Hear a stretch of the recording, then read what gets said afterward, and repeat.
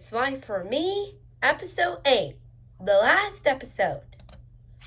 Illustration by Janus Jantner. Episode 8. Spooky Surprise. In Episode 7, Brody, Sophia, and the twins discovered a surprise inside the lighthouse. Jacob, the boy who called Brody Captain Loser. Brody wasn't happy when Sophia invited Jacob to join their treasure hunt. But together, they solved a final riddle. It pointed them to an island called Skeleton Key. Absolutely not, Dad said when I filled him in on everything we'd found. We'd rushed back as soon as the rain cleared for a sleepover on the ship. But Dad, why not?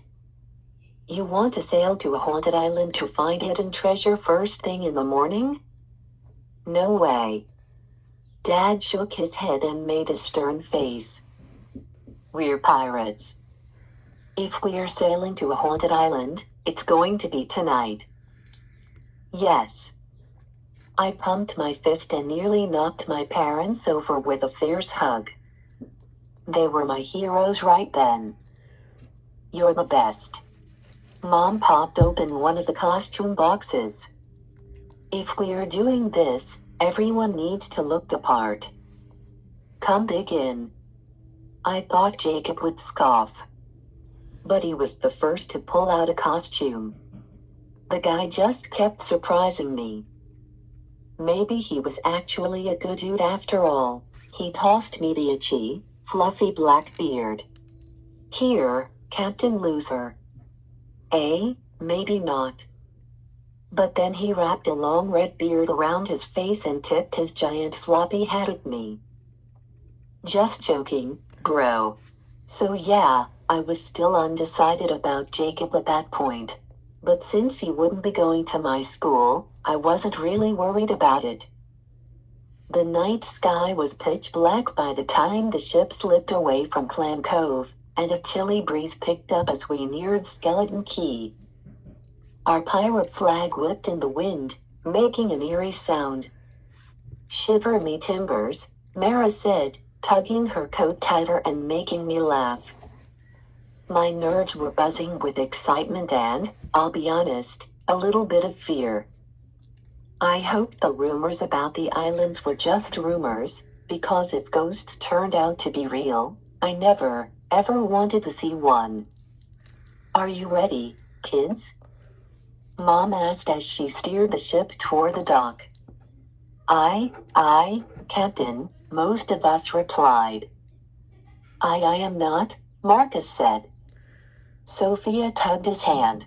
I got you, Marcus, she whispered. You don't have to be scared. Thanks, Sophia, Marcus whispered.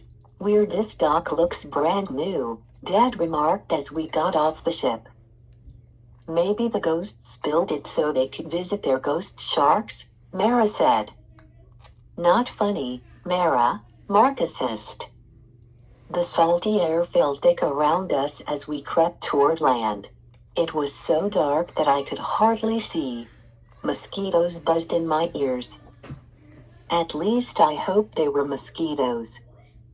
A hum echoed all around us, as if there were machines running somewhere close.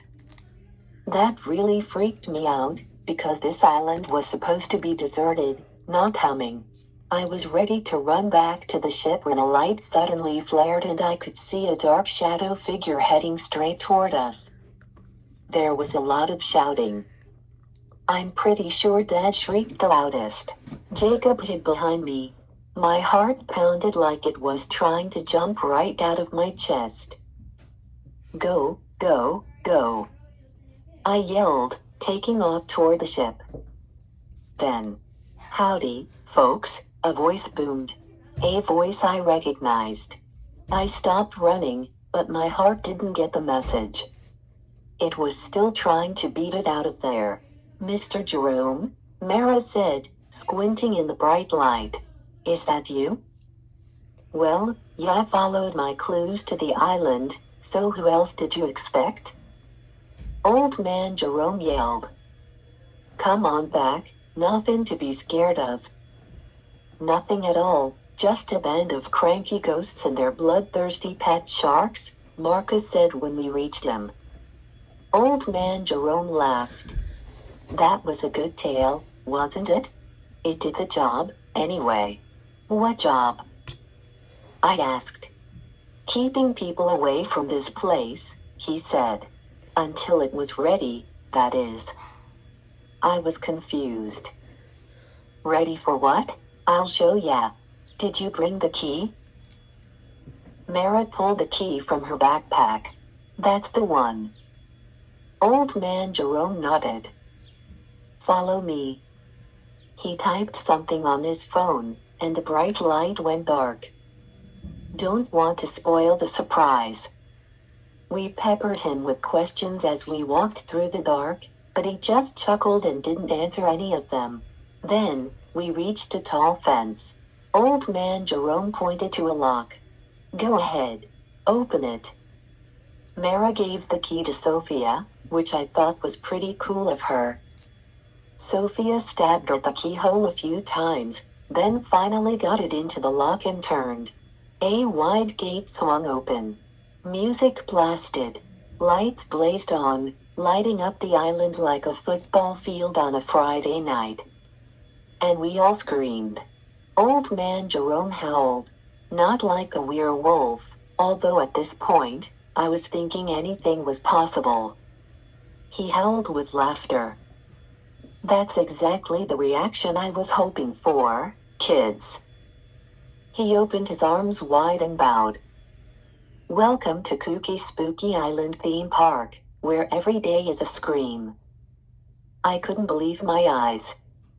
There were roller coasters, water slides, twisty, twirling, spinning, swirling rides everywhere, and everything was decorated with monsters.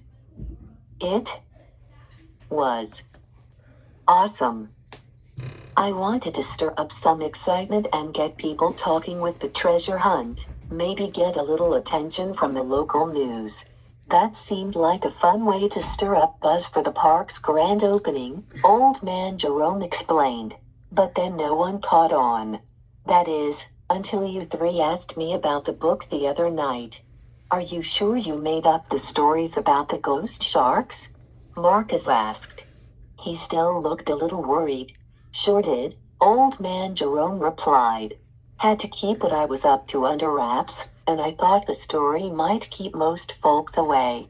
I made sure all the supply ships traveled to and from the mainland on foggy nights, and everyone who knew what was happening swore to keep the secret. No one double-crosses Old Man Jerome. He grinned proudly. Then he waved toward the park. Go ahead, check it out. And come back as often as you like.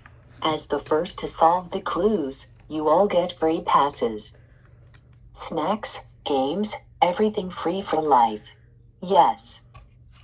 I'm so glad we're moving to Clam Cove. Jacob shouted as he ran toward the tallest roller coaster. Oh, great, I thought. But then Old Man Jerome pulled me, Mara, and Marcus aside. There's more to that book than this hunt, he said in a low voice. Gold, silver, jewels. But they won't be this easy to find. You'll need to really use your heads. We spent the rest of the night enjoying our new riches. Non-stop roller coaster action and enough sugary snacks to make us all sick. But the next day we hung out at the beach, studying our copies of Clam Cove's treasure tales and, like real pirates, plotting our plan to find Old Man Jerome's hidden treasure. The end. This is the All the Pirates Life for Me episodes.